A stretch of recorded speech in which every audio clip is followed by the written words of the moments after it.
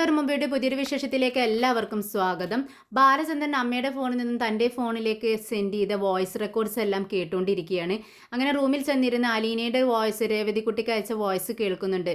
അലീന പറയുന്നുണ്ട്, രേവതിക്കുട്ടി എനിക്ക് മടുത്തു, ഞാൻ ഇവിടെ നിന്നും പോവാൻ തീരുമാനിച്ചു. ഞാൻ ഇങ്ങോട്ടേക്ക് വരുമ്പോൾ ബാലചന്ദ്രൻ സാറാണ് എന്നോട് ഏറ്റവും കൂടുതൽ ദേഷ്യം കാണിക്കുക, എന്നെ ഒട്ടും ഇഷ്ടപ്പെടില്ല എന്നാണ് വിചാരിച്ചത്. പക്ഷേ അദ്ദേഹമാണ് എന്നെ ഒരുപാട് സ്നേഹിച്ചത്.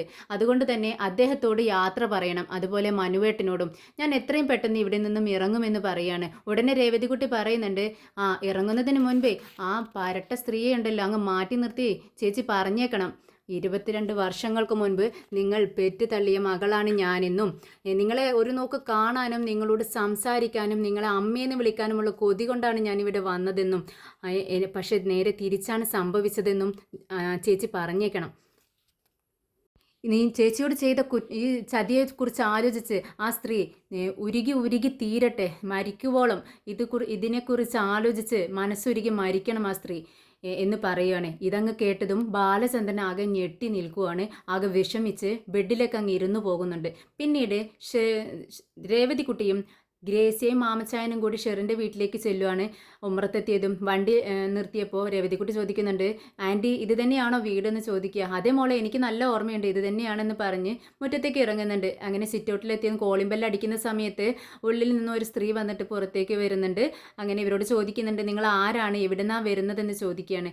ഞങ്ങൾ കുറച്ച് മുൻപ് ഒരു 4 വർഷങ്ങൾക്ക് മുൻപ് ഇവിടെ വന്നിട്ടുണ്ട്, എറണാകുളത്ത് നിന്നാണ് വരുന്നതെന്ന് പറയുകയാണ്. അങ്ങനെ അവരെ അകത്തേക്ക് വിളിക്കുന്നുണ്ട്. അങ്ങനെ അവരോട് ഇരിക്കാൻ വേണ്ടി പറയുകയാണ്.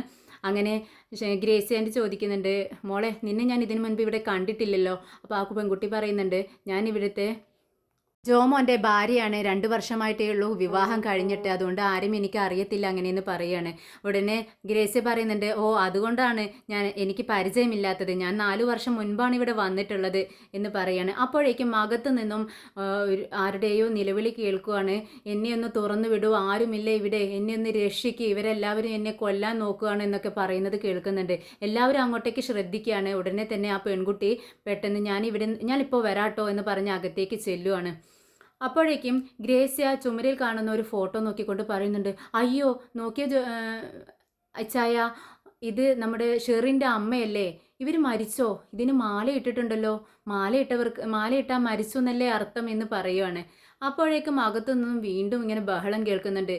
എന്നെ വിടടി എന്നെ പുറത്തേക്ക് വിട്, എന്തിനാടി എന്നെ ഇങ്ങനെ പൂട്ടിയിട്ടിരിക്കുന്നത്, വിടടി എന്നെ, എനിക്ക് പുറത്തു പോകണം, നിങ്ങൾ എന്തിനാ എന്നെ കൊല്ലാൻ കൊണ്ടുപോവാണോ എന്നൊക്കെ ഇങ്ങനെ ചോദിക്കുകയാണ്. അപ്പോഴേക്കും അകത്തു നിന്നും ആ പെൺകുട്ടി ഓടി വരുന്നുണ്ട്. പെൺകുട്ടിയെ കണ്ടിട്ട് എല്ലാവരും എഴുന്നേറ്റ് നിൽക്കുകയാണ്. ഗ്രേസിയും മാമച്ചായനും രേവതിക്കുട്ടിയും പെട്ടെന്നങ്ങ് എഴുന്നേറ്റ് നിൽക്കുന്നുണ്ട്. നമ്മുടെ രേവതിക്കുട്ടി ചിന്തിക്കുന്നുണ്ട്, ഇത് ആ ഫോട്ടോയിൽ കണ്ട ഷെറിൻ ചേച്ചിയല്ലേ. പെട്ടെന്ന് ഷെറിൻ എങ്ങനെ ചോദിക്കുകയാണ്, നിങ്ങളൊക്കെ ആരാ, എവിടുന്നാ വന്നത്, എന്തിനാ വന്നത് എന്നിങ്ങനെ ഒറ്റ ശ്വാസത്തിൽ ചോദിക്കുന്നുണ്ട്. അപ്പോഴേക്കും ജോമോൻ്റെ ഭാര്യ വന്ന് ആ പെൺകുട്ടിയെ പിടിച്ചു വലിച്ച് ആ റൂമിലേക്ക് കൊണ്ടുപോയി ഡോറ് ലോക്ക് ചെയ്യാണ്. എന്നിട്ട് ആർക്കോ ഫോൺ ചെയ്യുന്നുണ്ട്, നിങ്ങളൊന്ന് പെട്ടെന്ന് ഇങ്ങോട്ടേക്ക് വന്നേ, അവൾ ബഹളം വെക്കുകയാണ്, എന്നെക്കൊണ്ട് പറ്റുന്നില്ല, ഇവിടെ കുറച്ച് ഗസ്റ്റ് വന്നിട്ടുണ്ട്, അവരോട് ആരാ എന്താന്ന് പോലും ചോദിക്കാൻ എനിക്ക് പറ്റിയിട്ടില്ല എന്ന് പറഞ്ഞുകൊണ്ട് ഫോൺ കട്ട് ചെയ്തിട്ട് ഡോറിന് ആ റൂം പൂട്ടിയിട്ടുണ്ടല്ലോ ആ ഡോറിന് അടുത്ത് ചെന്നിട്ട് ഷെറിനോട് സംസാരിക്കുകയാണ്. നിനക്ക് ഒതുങ്ങിയിരിക്കുന്നതാണ് നല്ലത്, ഞാൻ ജോമോനെയും എല്ലാവരെയും വിളിച്ചിട്ടുണ്ട്.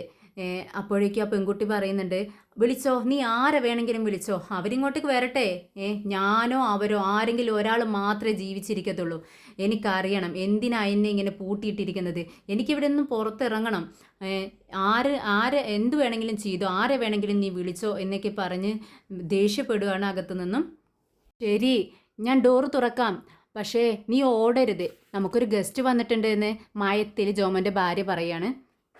എനിക്കറിയാം, അവരെ അറിയാം, എല്ലാവരെയും എനിക്കറിയാമെന്ന് ഷെറി അകത്തുനിന്നും വിളിച്ചു പറയുന്നുണ്ട്. ഈ സമയം ബാലചന്ദ്രൻ നമ്മുടെ രേവതിക്കുട്ടി അലീനയുടെ മകളാണ്, അലീന വൈജയന്തിയുടെ മകളാണ് എന്ന് പറയുന്ന ആ വോയിസ് ക്ലിപ്പ് വീണ്ടും വീണ്ടും ഇങ്ങനെ കേട്ടുകൊണ്ടേയിരിക്കുകയാണ്. വീണ്ടും ആവർത്തിച്ച് കേട്ടുകൊണ്ടിരിക്കുകയാണ്. ഇതേ സമയം ബാലചന്ദ്രൻ്റെ മുഖവും ഭാവവും എല്ലാം മാറുന്നുണ്ട്. അലറി വിളിച്ചുകൊണ്ട് അവിടെ കിടന്നിരുന്ന കസേര ചവിട്ടി തെറിപ്പിക്കുന്നുണ്ട്. ബാലചന്ദ്രൻ വീഴാൻ വേണ്ടി പോവുകയാണ്. അവിടെ ചുമരിൽ പിടിച്ചു നിൽക്കുന്നുണ്ട്.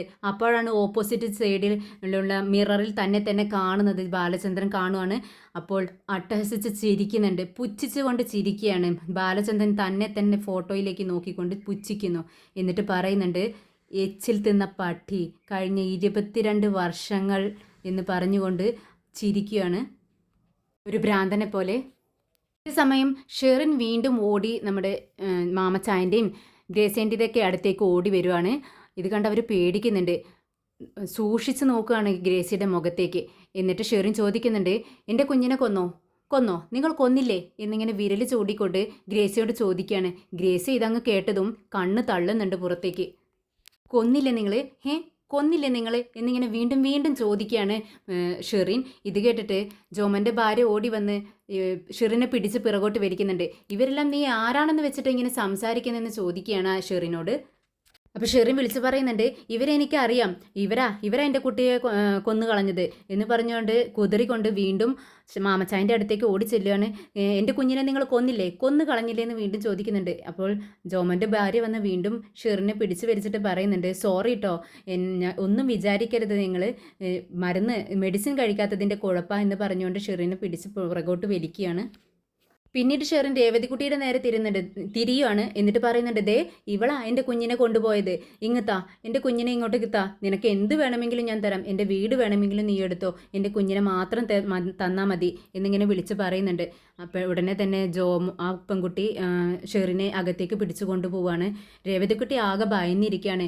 എന്നിട്ട് മാമച്ചായനോട് പറയുന്നുണ്ട്, ഷെറിൻ ചേച്ചി ആകെ ഭ്രാന്തിയെ പോലെ ആയല്ലോ, എന്തോ അസുഖമുണ്ടെന്ന് തോന്നുന്നു എന്ന് പറയുമ്പോൾ മാമച്ചായൻ പറയുന്നുണ്ട്, നമ്മൾ വന്ന സമയം ശരിയായില്ല, ഇനിയിപ്പോൾ എന്താ ചെയ്യുക, നമുക്ക് പെട്ടെന്ന് തിരിച്ചു പോയേക്കാമെന്ന് ഗ്രേസി പറയുന്നുണ്ട്. പോവാനോ? നമ്മളിപ്പോൾ എന്തിനാ വന്നത്, അത് നടക്കാതെ പോവുകയാണോ എന്ന് രേവതിക്കുട്ടി ചോദിക്കുകയാണ്. അപ്പോഴേക്കും പുറത്തു നിന്നൊരു വണ്ടിയുടെ സൗണ്ട് കേൾക്കുന്നത്, ഒരു ബൈക്ക് വന്ന് നിൽക്കുവാണ്. അതിൽ നിന്നും ജോമോനാണെന്ന് തോന്നുന്നു ഇറങ്ങുവാണ്. അങ്ങനെ ഷെറിൻ്റെ ആങ്ങള അകത്തേക്ക് കയറി വരുമ്പോൾ ഇവരെല്ലാം ഇരിക്കുന്നത് കാണുകയാണ്. മാമച്ചായനും ഗ്രേസിയൊക്കെ കണ്ടപ്പോൾ പെട്ടെന്ന് ഇങ്ങനെ ആലോചിച്ച് നിൽക്കുകയാണ്. നിങ്ങളെ ഞാൻ എവിടെ കണ്ടിട്ടുണ്ടല്ലോ എന്ന് ചോദിക്കുന്നുണ്ട്. നിങ്ങൾ എവിടെ നിന്നാണെന്ന് ചോദിക്കുമ്പോൾ മാമച്ചായൻ പറയുന്നുണ്ട്, ഞങ്ങൾ എറണാകുളത്തു നിന്ന് വരുവാ. ദിവസം പറഞ്ഞു കൊടുക്കുമ്പോൾ അങ്ങേർക്ക് മനസ്സിലാവുകയാണ്, ഓഹോ നിങ്ങൾ എന്തിനാ ഇങ്ങോട്ടേക്ക് വന്നത്, എന്താ കളി കാണാൻ വേണ്ടിയാണോ എന്ന് അർത്ഥം വെച്ച് സംസാരിക്കുകയാണ്. അപ്പോഴേക്കും അകത്തുനിന്ന് ആ സ്ത്രീ വിളിച്ച് പറയുന്നുണ്ട്, ഈ ചായ ഒന്നിങ്ങോട്ടേക്ക് വാ, ഇവളെ പിടിക്കാൻ കഴിയുന്നില്ല, ഒന്നിങ്ങോട്ടേക്ക് വാ എന്ന് പറയാണ്. അങ്ങനെ ഷെറിൻ്റെ ആങ്ങളെ അകത്തേക്ക് കയറി ചെല്ലുന്നുണ്ട്. എന്നെ എങ്ങോട്ടേക്കാണ് കൊണ്ടുപോകുന്നത്, എന്നെ കൊല്ലാൻ കൊണ്ടുപോവാണോ എന്ന് ചോദിക്കുകയാണ്. അപ്പോഴേക്കും നമ്മുടെ മാമച്ചായൻ പറയുന്നുണ്ട്, ഇനി എന്തിനാ ഇവിടെ നിൽക്കുന്നത്, നമുക്ക് പോവല്ലേ എന്ന് ചോദിക്കുകയാണ്. നിൽക്ക്, എന്താ സംഭവിക്കണമെന്നത് അറിയണ്ടേ, എന്നിട്ട് പോവാമെന്ന് രേവതിക്കുട്ടി പറയുന്നുണ്ട്. അപ്പോഴേക്കും ഷെറിൻ്റെ കൈകൾ രണ്ടും പിറകോട്ട് വെച്ച് ഷോള് കൊണ്ട് കെട്ടിയിട്ട് അവളുടെ ബ്രദറും അവരുടെ വൈഫും കൂടി പുറത്തേക്ക് കൊണ്ടുവരുവാണ്. എന്നെ വിട്, എന്നോട് എങ്ങോട്ടേക്കാ കൊല്ലാൻ കൊണ്ടുപോകണോ എന്ന് ചോദിക്കുമ്പോൾ അല്ലടി വളർത്താനാണെന്ന് പറയുകയാണ് ജ്യേഷ്ഠൻ. അപ്പോൾ ഷെറിൻ തിരിച്ചു ചോദിക്കുന്നുണ്ട്, എന്നിട്ട് എൻ്റെ കുഞ്ഞിനെ വളർത്തിയില്ലല്ലോ, കൊന്നു കളഞ്ഞില്ലേ, അതിന് ആര് പറഞ്ഞു നിൻ്റെ കുഞ്ഞിനെ കൊന്നെന്ന്, ആരും കൊന്നിട്ടില്ല എന്ന് പറഞ്ഞ് സമാധാനിപ്പിക്കുകയാണ് റോബിൻ. എന്നിട്ട് പിടിച്ചു വലിച്ച് പുറത്തേക്ക് കൊണ്ടുപോവാണ് രണ്ടുപേരും കൂടെ ഷെറിനെ. പുറത്തേക്ക് ഇറങ്ങി ഇവരെ കണ്ടതും ഷെറിൻ പറയുന്നുണ്ട്, എന്നെ കൊല്ലാൻ കൊണ്ടുപോവാ, ഇവരെല്ലാവരും കൂടെ കൊല്ലാൻ കൊണ്ടുപോവാ, നിങ്ങളെല്ലാവരോടും പറയണം കേട്ടോ, ഷെറിനെ കൊല്ലാൻ കൊണ്ടുപോയിന്ന്, ഇവർ ഇതുപോലെ എൻ്റെ കുഞ്ഞിനെയും കൊന്നു കളഞ്ഞു, നിങ്ങളെല്ലാവരോടും പറയണം കേട്ടോ എന്ന് വീണ്ടും പറയുന്നുണ്ട്. അപ്പോൾ റോബിൻ ഇവരോട് ചോദിക്കുന്നുണ്ട്, നിങ്ങൾ എന്ത് കാണാൻ നിൽക്കുക, നിങ്ങൾക്ക് പോക്കൂടെ എന്ന് ചോദിക്കുന്നുണ്ട്. ജ്യേഷ്ഠനും ഭാര്യയും കൂടെ ഷെറിനെ കാറിൽ കൊണ്ടുപോയി ഇരുത്തുകയാണ്. ഇത് കണ്ട് രേവതിക്കുട്ടി പറയുന്നുണ്ട്, ഷെറിൻ ചേച്ചിയെ ഹോസ്പിറ്റലിൽ കൊണ്ടുപോവാണെന്ന് തോന്നുന്നു എന്ന് വിഷമത്തോടെ പറയാണ്. അപ്പോഴേക്കും വേറൊരു കാറിൽ ഷെറിൻ്റെ വേറൊരു ചേട്ടൻ വരുവാണ്. അവൻ ചോദിക്കുന്നുണ്ട്, ഇത് ആരുടെ വണ്ടിയാ ഇവിടെ കൊണ്ടുവന്ന് നിർത്തിയിരിക്കുന്നതെന്ന്. അപ്പോൾ റോബിൻ പറയുന്നുണ്ട്, അതെ അന്ന് ഷെറിനെ വിവാഹം ആലോചിച്ച് വന്നില്ലേ എറണാകുളത്തുകാർ, അവരുടെ വണ്ടിയാ, അവരെന്ത് കോപ്പിനാടാ ഈ നേരത്ത് ഇവിടെ വന്നിരിക്കുന്നതെന്ന് ചേട്ടൻ ചോദിക്കുന്നുണ്ട്. എനിക്കൊന്നും അറിയത്തില്ല, എന്നാൽ വണ്ടി എടുത്ത് മാറ്റാൻ പറയുമെന്ന് പറയുന്നുണ്ട്. അങ്ങനെ മാമച്ചായൻ വണ്ടി എടുത്ത് മാറ്റാൻ വേണ്ടി താഴേക്ക് വരുന്നുണ്ട്. അങ്ങനെ കാർ അപ്പുറത്തേക്ക് മാറ്റിയിട്ട് താഴേക്ക് ഇറങ്ങി വന്ന് നമ്മുടെ മാമച്ചായൻ ഷെറിൻ്റെ ചേട്ടനോട് ചോദിക്കുന്നുണ്ട്, എന്നെ മനസ്സിലായോ? പിന്നെന്താ മനസ്സിലാവാതെ, നിങ്ങളാണല്ലോ ഈ പ്രശ്നങ്ങളൊക്കെ ഉണ്ടാക്കി വെച്ചത്, എന്ത് കോപ്പിനാ ഇങ്ങോട്ടേക്ക് കയറി വന്നതെന്ന് ചോദിക്കുകയാണ്. ഞങ്ങൾ എന്നാ ചെയ്തിട്ടാ എന്ന് മാമച്ചായൻ ചോദിക്കുന്നുണ്ട്. നിങ്ങളൊന്നും ചെയ്തില്ലേ, കഴിഞ്ഞ 4 വർഷമായി നിങ്ങൾ ചെയ്തതിൻ്റെ ഞങ്ങളിപ്പോഴും അനുഭവിച്ചുകൊണ്ടിരിക്കുക, ഇപ്പോഴും തീർന്നിട്ടില്ല, അതിന് ഞങ്ങൾ മനഃപൂർവ്വം ഒന്നും ചെയ്തിട്ടില്ലെന്ന് മാമച്ചായൻ പറയുന്നുണ്ട്. ഒപ്പമുണ്ടാക്കിയവൻ അവനങ്ങനെ പോയല്ലോ. ഇനി അവനൊന്നും അറിയണ്ടല്ലോ. ബാക്കിയുള്ളവരല്ലേ ഇവിടെ അനുഭവിച്ചു കൊണ്ടിരിക്കുന്നതെന്ന് ഷെറിൻ്റെ ജ്യേഷ്ഠൻ പറയുന്നുണ്ട്. ഞങ്ങൾ ഷെറിൻ്റെ സുഖവിവരം അന്വേഷിക്കാൻ വേണ്ടി വന്നതാണെന്ന് മാമച്ചായൻ പറയുന്നുണ്ട്.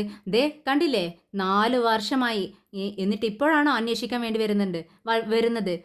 കണ്ടല്ലോ, കണ്ണ് നിറച്ച് കണ്ടല്ലോ അവളുടെ അവസ്ഥ എന്താണെന്ന്. ഇത് തന്നെയാണ് ഇവിടുത്തെ അവസ്ഥ. വന്നിരിക്കുന്നു അന്വേഷിക്കാനെന്നും പറഞ്ഞുകൊണ്ട് ദേഷ്യപ്പെട്ടു പോകുന്നുണ്ട് അവിടെ നിന്നും.